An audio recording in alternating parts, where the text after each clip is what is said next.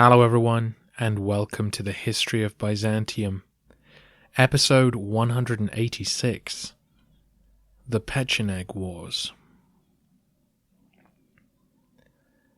Last time, we saw our people-pleasing emperor Constantine IX face down yet more challenges to his rule. One was the settlement in the Balkans of thousands of steppe nomads from across the Danube, and possibly connected to that decision, a revolt by his Balkan troops who tried to replace him with their general, Leo Tornikios. Constantine survived in part because of the loyalty he'd generated in the hearts of the people of Constantinople. And I closed our last episode promising to talk about how he'd achieved this.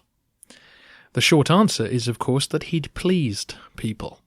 He doled out a lot of money to worthy and less worthy causes, he promoted those who craved advancement, and he built a huge new church complex in the capital, creating work for builders, artisans, and landscape gardeners alike. All while leaving Zoe and Theodora alone, and financing their own generous spending habits. But I've decided to leave the longer answer to that question for next episode. As our title suggests, the settlement of thousands of Pechenegs on imperial land was a ticking time bomb, and it was the first encounter between Byzantium and the Turks which set it off. These are the crucial events which start us down the path towards Manzikert and the Crusades. They require an episode all to themselves, and they prompt huge financial problems, which we can talk about along with the emperor's generosity next time. A healthy animal, with a thoroughly strong constitution, is not altered in a moment at the first symptoms of illness. So, with the empire in the reign of Constantine, it was by no means moribund, and its breathing was still energetic. The neglect from which it was suffering seemed an insignificant item until, by slow degrees, the malady grew, and reaching a crisis, threw the patient into utter confusion, complete disorder. This later stage, however, had not yet been approached, and the emperor, taking little share in the anxieties of power, but seeking recreation in a multitude of pleasures, was preparing the then healthy body of his empire for 1,000 maladies destined to attack it in the future. So says Michael Psellos. Writing when Anatolia was already lost, our historian looked back to this time in the reign of Monomachos and located the moment when he felt the empire had begun its fall. Psellos blames the Vasilevs for not taking the job of emperor seriously and neglecting the army. As we'll see today, it's a pretty unfair characterization. But he is right to see this as the crucial moment in Byzantium's fortunes. Whoever happened to be on the throne during this time was going to struggle with simultaneous invasions in east and west. But more than that, simultaneous invasions by steppe tribes, something that no emperor had ever had to deal with before. As you know, nomadic horse archers were the most devastating troops in the medieval world. Their ability to move quickly, control their horses with immense skill, and fire arrows from distance was a deadly combination. All things being equal, a steppe force would always defeat a settled people's army in open combat. Byzantine military manuals are very clear on this. They suggest every possible tactic except pitched battle. So, let's talk about the Turks. As we discussed in episode 175, Turkic tribes had migrated into the Caliphate during Basil II's reign. By the time Monomachos came to power, they had formed a confederation that had taken over eastern Iran. This Seljuk confederation was now moving west against the Buyids and Baghdad. But unlike the controlled settlement of the Pechenegs, Turkic steppe tribes were pouring into the Middle East.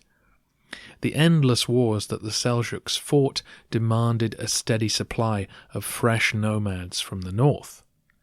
These people brought their lifestyle with them and pushed their herds through Iran into Azerbaijan on the border with Armenia. Sporadic raids looking for pasture and plunder had entered Armenia during the last 20 years, but had not caused undue alarm. In 1045, though, a major incursion took place, ironically just as Roman troops captured the city of Ani. So at the same moment that the Byzantines seized the largest metropolis in the mountains, the people that would brutally eject them from the region entered the picture. The raids which hit Roman interests over the next 25 years have no discernible pattern. Some were simple smash-and-grab raids, some were aiming to find good pasture land, and some were centrally directed attacks looking to impose political control. Tribal politics were complicated, and so we don't need to concern ourselves too much with the purpose of each attack. The Turks were exploring the new world that they were slowly coming to dominate, and the Caucasus offered both settlements to sack alongside pockets of grassland that were ideal for the herds. The incursion of 1045 had crossed briefly into Vaspurakan, the easternmost point of Roman control in Armenia, and put the empire on notice that more raids were coming. The next one of note appeared in 1048, as in the same summer when the bulk of the Eastern army was racing to Constantinople to save Monomachos from the rebellion of Leo Tornikios. That summer's raid passed through Azerbaijan and moved into Georgia. Gathering up loot and prisoners, the Turks returned home south, passing again through Vaspurakan. Seeing them coming, the Roman commanders of the area combined their forces and prepared to stop them. Wisely avoiding direct confrontation, the generals set up a full army camp complete with palisades, and then they abandoned it, hiding nearby. The victorious tribesmen, seeing an empty military camp, entered and began plundering it. Imperial forces then charged down on their unprepared enemy, and slaughter ensued as the steppe riders fled for safety. It was a well-executed defensive maneuver, but it did not deter the Turks. Stories of the easy plunder they had enjoyed before the trap were spread back home, and so the following summer a huge army advanced back into Georgia. The same two Roman commanders pulled their forces all the way back to Theodosiopolis, knowing they had no chance against such a large force. They called on their Georgian ally, a general named Liparit, to bring his forces south to join them. But while they waited, the nomads sacked the trading town of Arts nearby.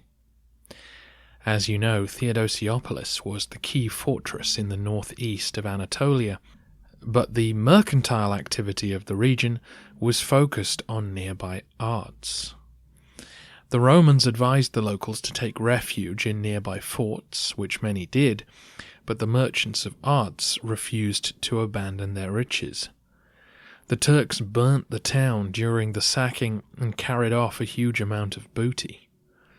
This was the first serious damage done by the Turkic tribes to an important Roman site, and it set alarm bells ringing all the way back to Constantinople. In the meantime, the Georgians arrived, and the combined army engaged the Turks in a pitched battle. We have conflicting reports on the outcome. The Turks were able to return home safely with most of their loot, and captured Liparit during the fighting, so they probably felt like the winners. But the Roman forces also claimed certain tactical victories and seem to have emerged relatively unscathed. Still, the real headline was that a massive army from the east had invaded Roman territory and sacked one of its richest towns. Nothing like this had been seen since the days of Seyf-ad-Dawla, and from the reports Monomachos was now receiving of the size and capabilities of the nomads, this was a far greater threat. Far from being uninterested, Monomachos responded with vigour to these alarming developments. He dispatched one of his most trusted eunuchs to become overall military commander in the east, and he sent an embassy to seek out the Seljuk Sultan. We'll talk more about Tugril in the future. For now, the two sides agreed to be mutually respectful, and eventually Liparit was returned to Georgia unharmed. As a sign of respect, Monomachos switched who was to be honoured in the prayers of the mosque at Constantinople. No more would the locals ask God to aid the Fatimid Caliph, but instead the Seljuk Sultan.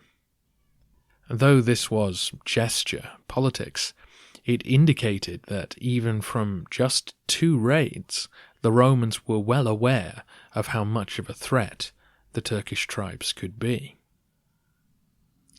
This friendly exchange of words also masked a build-up of military forces on each side.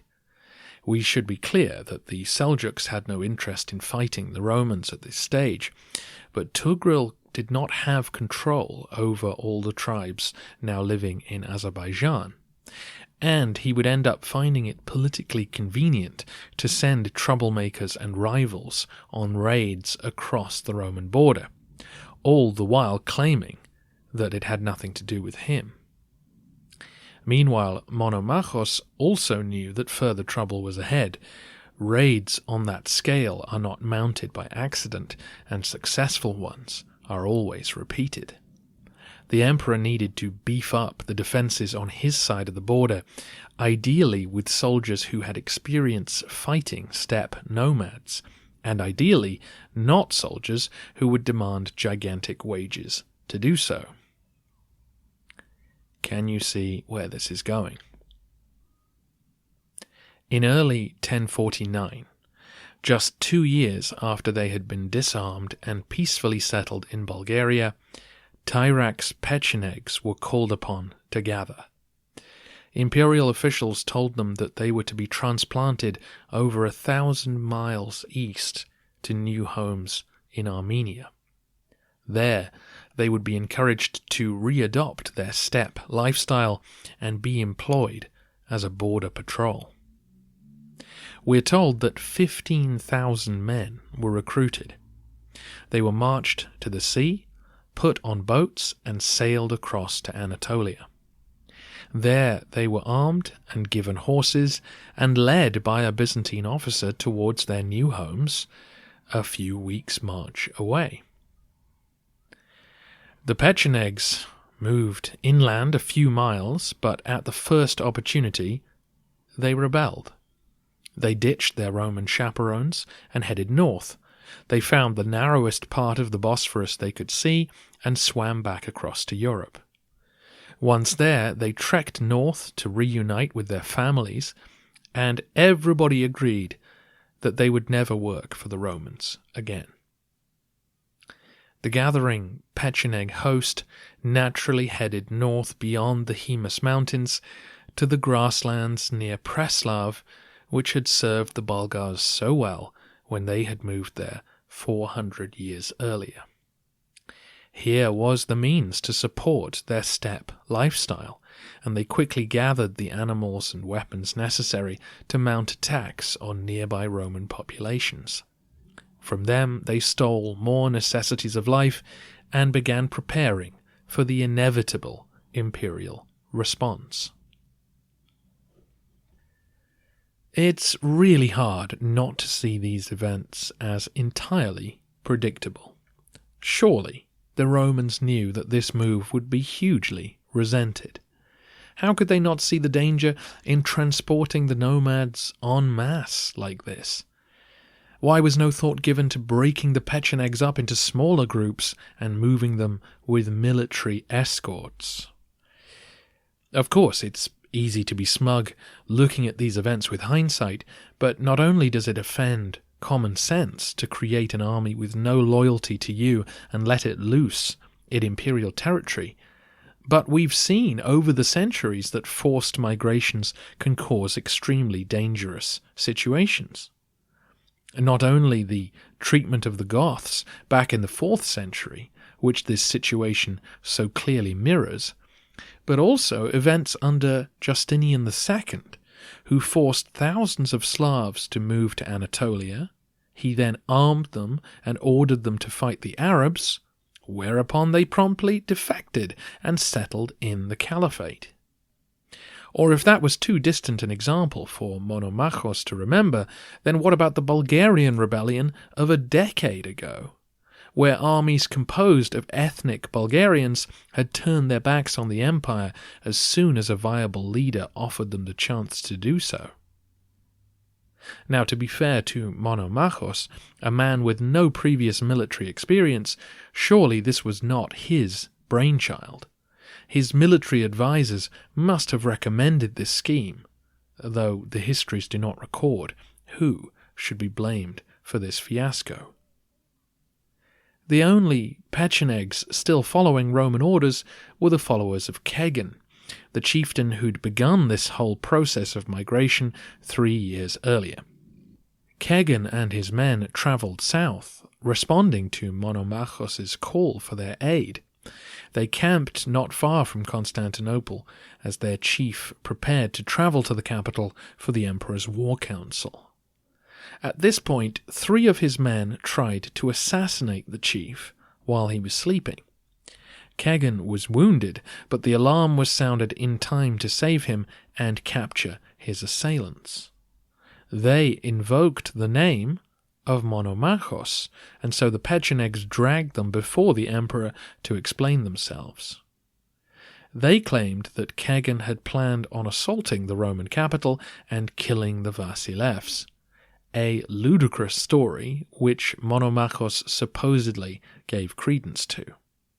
The wounded Kegan and his senior men were kept under house arrest in the capital while the matter was investigated. Outside in Thrace, the remainder of the Pechenegs smelt a rat.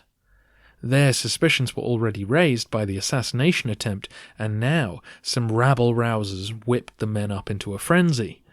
The Romans had imprisoned their leaders. Surely they would try to enslave the rest of them soon enough, or indeed ship them 1,000 miles away to fight their wars for them.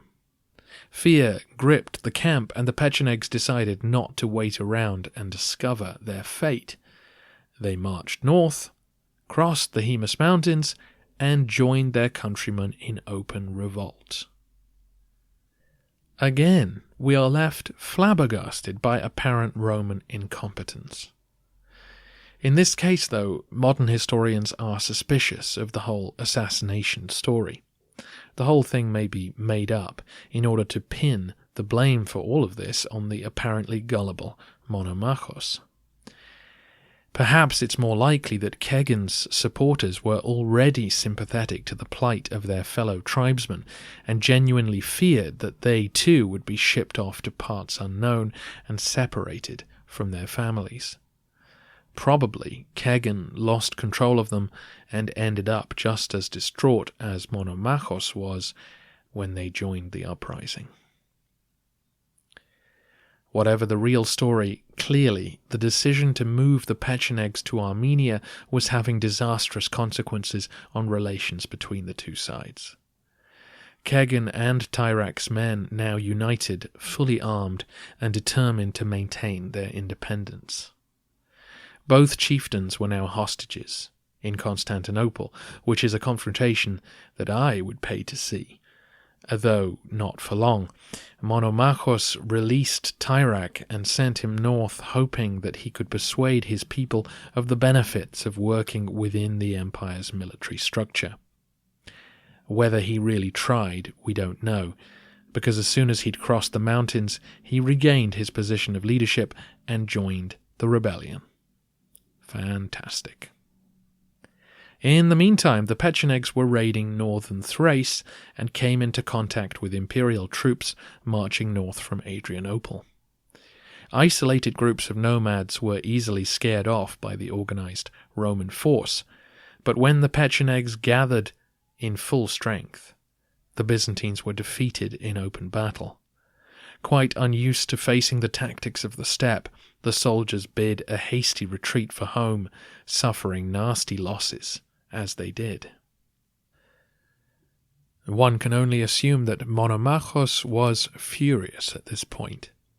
He was now forced to call on the cream of the eastern armies to abandon their positions and march west again, thus weakening the very eastern defences that had meant to be strengthened by the Pecheneg migration. By September 1049, the Byzantine army was ready to tackle the nomads. Remember that this was now a combined army of western and eastern troops, men who only 2 years earlier had fought on different sides of a civil war. Our historians make a brief reference to this, and it may have contributed to the disjointed attack which followed. Another trusted eunuch, Constantine, was put in charge of this operation, but the Romans did not listen to their own forebears who warned against engaging the nomads in pitched battle. The Pechenegs retreated in the face of the imperial advance, but turned to face them near their new home patch to the east of Preslav. Again, we have conflicting reports of Roman strategy. One historian says they charged in disorder, another says they were more cautious. In both cases, the vibe we get is that the Romans were concerned not to let the nomads run away. They wanted to crush them in one battle. This was exactly the wrong attitude to take in dealing with steppe riders. By committing in full strength on a battlefield of the Pechenegs' choosing, the Romans gave them what they wanted. Whatever took place that day, the end result was in no doubt. The nomads routed the imperial army, which suffered heavy losses. This was the worst Roman defeat for a century and a complete strategic disaster. Both eastern and western fronts were weakened, and the empire was lucky that the Turks did not raid in strength at the same time. An anecdote from these campaigns gives us an insight into why fighting the nomads was so difficult. Most medieval battles were over relatively quickly. Rarely did two sides slug it out to the death. Usually, one side routed. An example would be one unit gets cut up badly by an opposing one and panics and starts to run. If the neighbouring unit sees this and thinks that their flank is going to be exposed by their colleagues running away, they might start to run too. Pretty soon, a tipping point is reached when the entire army unravels, with everybody running in different directions looking out for their own safety. And it's at this point where most of the casualties are suffered, because once you turn your back on someone, they have a much greater chance of killing you. This is where steppe archers become the most deadly opponents. Not only can a man on a horse catch a running man quickly, but if he can shoot from a distance, then he doesn't even have to risk getting close to the panicking figures in front of him. One of the Roman subcommanders was an experienced soldier from the Votaniates family. As the Roman rout took place, he turned to his unit and ordered them to stay in a compact formation and retreat slowly away from the battle. He knew that they would be slaughtered if they ran, but that by maintaining their cohesion they stood a chance of surviving. This was sound strategy during that first day of carnage. The victorious Pechenegs rode past his men, chasing easier pickings. But by the following day, Votaniates' unit were conspicuous on the road back to Adrianople. Naturally, those fleeing on foot had headed for forests or foothills, anywhere they would be harder to track, whereas this unit were making their way home in open country. The battle may have been over, but the slaughter had only just begun. Bands of Pechenegs would continue to hunt Roman survivors for the next 2 weeks. Why not? There was armor and cash to scoop up from the ground, and anyone you caught alive could be enslaved. Votaniates found a river heading south and made sure his men moved slowly along one of its banks. Obviously they needed the water to survive, but this positioning also prevented the Pechenegs from encircling them. The steppe riders charged at this isolated unit several times over the next few days. Shooting from a distance, they killed all the horses still present, slowing the Roman retreat considerably. But Votaniates was prepared to stand his ground. Every time he was peppered with arrows, his men formed a shield wall and waited for the nomads to run out of ammunition. When the Pechenegs tired of this, they charged directly at the Byzantines. But despite suffering a stream of casualties, the discipline of the infantry withstood these assaults. In hand-to-hand combat, the Romans were still a match for anyone. Votaniates made a series of improvisations as he went, stripping armor and weapons from dead colleagues to make sure his men were equipped, and cutting cavalry boots down to make them more efficient for walking. The unit barely slept as they made the 11-day march back to Adrianople. Being pursued by cavalry while on foot was an utterly exhausting trial. The Pechenegs could go away, camp in safety, get a good night's sleep, and still catch up with the Romans the next afternoon. Eventually, Votaniates made it back to Adrianople and has won praise from posterity. It's likely this account was added later to win favour from his ancestors, but the story graphically illustrates the danger of engaging toe-to-toe with steppe riders. They rarely needed to tangle with enemy infantry, and if you chased after them or ran away from them, the results were almost always awful. The emperor called up more units from the east and reinforced the surviving troops, still under the command of the eunuch Constantine. They wintered in Adrianople, ready to again engage the Pechenegs the following summer. By June 1050, the nomads had crossed the mountains and were making their way south. This time, the Romans created a huge reinforced military camp from which to operate, but we're told that Samuel Vortzes, grandson of the man who'd taken Antioch for Nicephorus Phocas, ignored orders and led a reckless charge against the enemy. The rest of the army were forced to charge headlong into battle to avoid abandoning their colleagues, and the results were the same. The Byzantines routed and fled back to their military camp.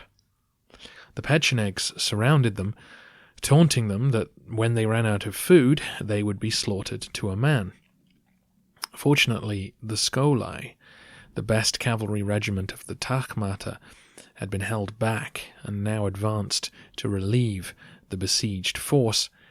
The army of Bulgaria was also on the march, and so the Pechenegs decided to leave while the going was good. This was a less costly defeat.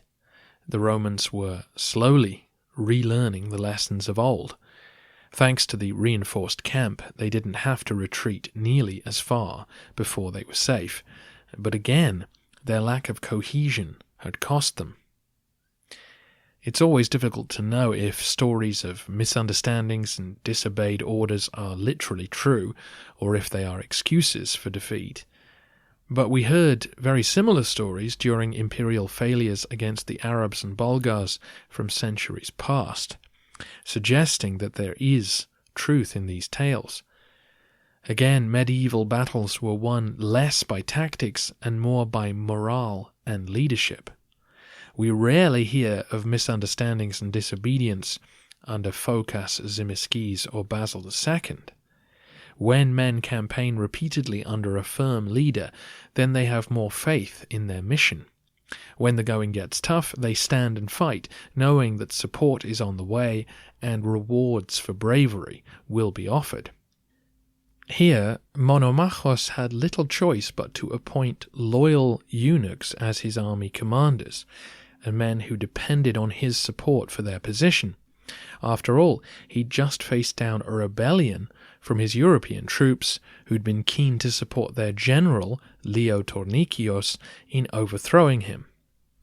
And it's not like he was sending incompetent eunuchs or men who would faint at the first sight of blood. It's just that they didn't command respect. They had to gather together the various subcommanders in one tent and agree on a plan of campaign. Under these circumstances, it's quite plausible to hear that one unit of the army behaved differently from the agreed-upon plan. It wasn't quite war by committee, but it wasn't far off. To their credit, the Romans finally realized the folly of trying to meet the horsemen in open combat. Monomachos ordered his remaining forces to occupy all the strongholds of the Thracian countryside and use guerrilla tactics to at least make raiding difficult for the enemy. This was essentially a reversion to the tactics that had for centuries been used against the Arabs in Anatolia. And the results across the next 3 years were solid. Twice we hear of Pecheneg warbands who camped too close to Roman forts before being butchered in their sleep by imperial troops. By the end of 1053, the nomads, who had done considerable damage to the countryside, no longer felt safe raiding, since they knew that the Romans were hiding behind every wall, lying in wait. There's an entertaining story from this period I thought you might want to hear, of a Roman general who fell into the hands of the Pechenegs. He was brought before one of the chieftains, at which point he grabbed the sword of a nearby guardsman and plunged it into the chief. Naturally, the general was brutally killed for this, and, who knows what really happened, but sometimes the English translation of our sources leads to unintentional comedy. So it says, the Pechenegs were inflamed with wrath and cut him to pieces. Slitting open his belly, they pulled out his guts and replaced them with his hands and feet, which they cut off for the purpose. He then died a noble death. Anyway, Monomachos also released Kegan in the vain hope that he might be able to sow dissension amongst the Pecheneg ranks. And this is exactly what Tyrak knew he would do. So as soon as Kegan arrived north of the Haemus, he was murdered. After 3 years of guerrilla combat, the emperor had again gathered enough men to try and batter the Pechenegs into submission. A combined force from the south joined the army of Bulgaria and again crossed the Haemus mountains. The two sides met not far from Preslav, and this time it was the nomads who were forced into a defensive posture. They built a huge palisade and prepared to wait the Romans out. It was a sound tactic. On this occasion, the imperial forces had outmaneuvered them and got them pinned down and surrounded, but the Romans were a long way from home and wary of charging the defences, given the expert archers manning the barricades. As the days passed, the Romans began running out of food. The commanders met and agreed to withdraw carefully under the cover of darkness. Tyrak had anticipated this decision, though, and at dawn his men sprinted after the Romans, putting them to flight. Again, heavy losses were taken as men tumbled to their deaths in the chaos. Though it was another tale of woe for Byzantium, it clearly made an impression on the Pechenegs. Much of the Roman force made it safely to Adrianople and began to regroup. When it became clear that the emperor was not going to give up the fight despite all the suffering, Tyrak and his fellow chieftains sued for peace. Monomachos accepted. We don't know the details of the agreement, except that it was a 30-year truce. Presumably, the two sides exchanged hostages and agreed not to raid each other's territory. We assume that the Pechenegs were paid something by the empire, as this was the normal arrangement in this situation, and we know that Monomachos was forced to follow this up by lavishing money and titles on the elites of the Danube trading towns and fortresses. Why? Because they were now having to live alongside the untamed Pechenegs. A few key defections, and the nomads would be able to take control of the Danube and essentially recreate the Bulgarian state of old. So, here we are then. Not exactly back to square one, but in the space of 5 years, the strategic situation has gone all the way back to the 970s. An eastern power is threatening damaging raids, and a western enemy lives north of the Hemus Mountains, determined never to become part of the empire. This is why it was so important to not believe your maps, to not see conquest as an end in itself. The Romans always had the capacity to eliminate the Bulgarian state, but they didn't have the resources to replace it. When they reoccupied the Danube, the Pechenegs became their problem, and they handled the situation about as badly as can be reasonably imagined. The good news is that the Pechenegs were not very numerous, and so weren't likely to start raiding across the length of the Balkans, nor were they likely to forge a bond with the Christianized Slavs living beside them, the way the Bulgars had once done. But that's about it. The bad news column is pretty full. A new enemy had risen in a familiar location, requiring more cash and men to monitor them, all as a consequence of needing more men and cash to guard the eastern frontier. And there, a far more numerous and threatening opponent had emerged. Churn on the great Eurasian steppe had finally hit the empire from both sides simultaneously, a crisis that most emperors would have struggled to deal with. Monomachos handled it with energy and commitment, but he did not have the military experience or perhaps the authority to get the results he needed.